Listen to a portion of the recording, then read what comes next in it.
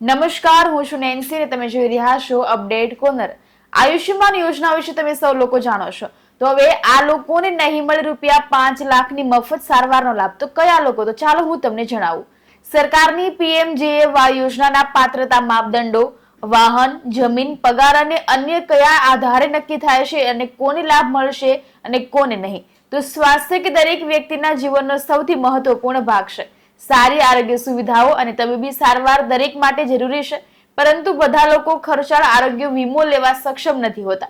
આવા જરૂરિયાતમંદ અને આર્થિક રીતે નબળા વર્ગના લોકોને મદદ કરવા માટે કેન્દ્ર સરકારે પ્રધાનમંત્રી જન આરોગ્ય યોજના, જેને આયુષ્યમાન ભારત યોજના તરીકે પણ ઓળખાય છે, તે વર્ષ 2018માં શરૂ કરી હતી અને આ યોજના હેઠળ લાભાર્થી પરિવારોને દર વર્ષે ₹5 લાખ સુધીની મફત તબીબી સારવાર પૂરી પાડવામાં આવે છે।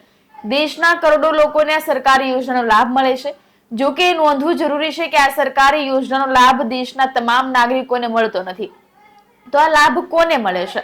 સરકારે આ યોજના માટે કેટલાક ચોક્કસ પાત્રતા માપદંડો નક્કી કર્યા છે અને તેના આધારે જ લોકોને લાભ આપવામાં આવે છે। આ પાત્રતા માપદંડોમાં કેટલીક એવી શરતો છે જે પૂર્ણ કરતા લોકોને આ યોજનાનો લાભ મળતો નથી। આયુષ્યમાન યોજનાનો લાભ કોને નહીં મળે?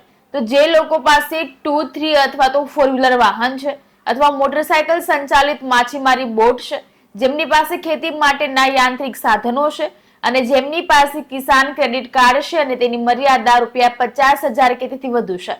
આયુષ્યમાન યોજનાનો લાભ કોને નહીં મળે? જે સરકારી કર્મચારી છે, જેઓ સરકાર દ્વારા ચલાવવામાં આવતા બિનકૃષિ વ્યવસાયમાં કામ કરી રહ્યા છે, જેમની પાસે ખેતી માટે 5 એકર કે તેથી વધુ જમીન છે, જેમની પાસે લેન્ડલાઇન ટેલિફોન છે અને જેનું માસિક પગાર ₹10,000 થી વધુ છે, તેઓ પાકા મકાનોમાં રહે છે।